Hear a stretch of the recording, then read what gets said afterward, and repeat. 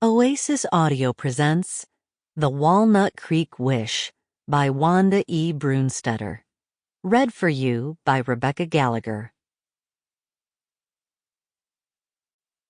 Prologue. Walnut Creek, Ohio.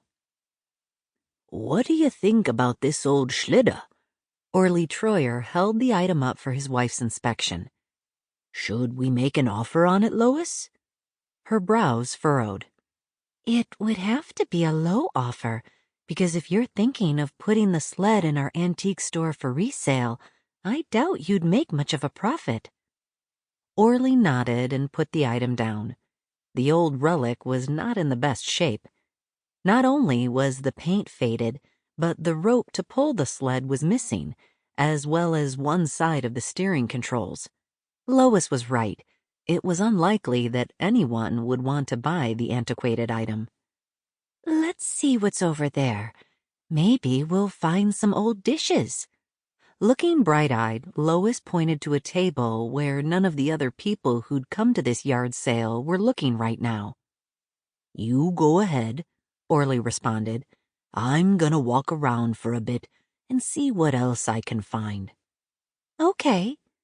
With her head held high and the narrow ties on her white head covering swishing from side to side, Lois headed off toward the table full of dishes and glass items. Orley smiled.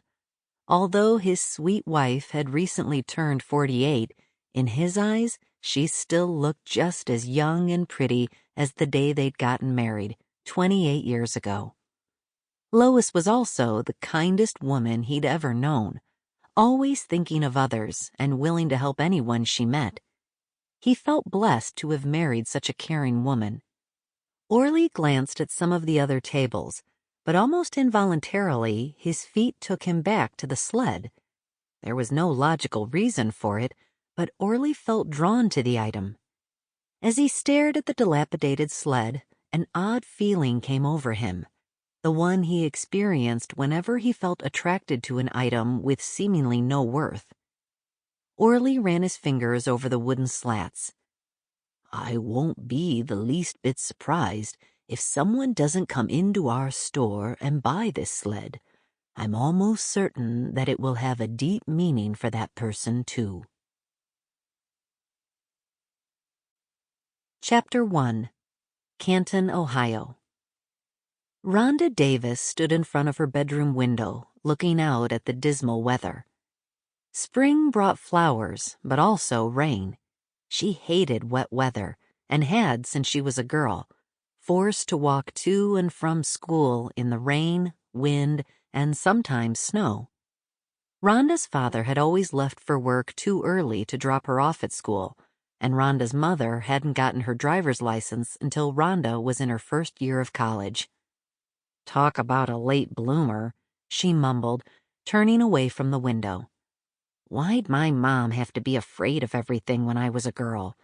Even now, at the age of 58, Rhonda's mother rarely did anything exciting. She preferred to stay at home and knit things that no one really wanted, rather than taking trips, getting involved in charity events, or trying a new hobby. Mom's greatest attribute was her cooking skills and the ability to play the piano. Rhonda had always seen her mother as mousy and rather boring. Rhonda's 37-year-old sister Gwen lived a boring, rather quiet life with her husband Scott and 3 children. By the time Rhonda started high school, she had determined to make something of herself. That decision included getting a college degree and majoring in business. In her second year of college, she'd met Jeff, and 2 years later they were married. For the first 2 years, Rhonda had been satisfied with her job as assistant manager of a large hotel in Canton. But by the time she and Jeff had been married 5 years, Rhonda's desire to have children outweighed any accomplishments she'd made with her job.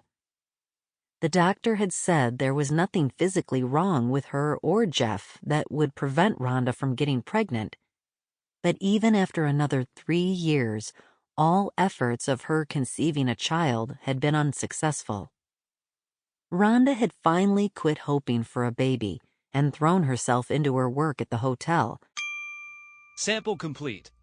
Ready to continue?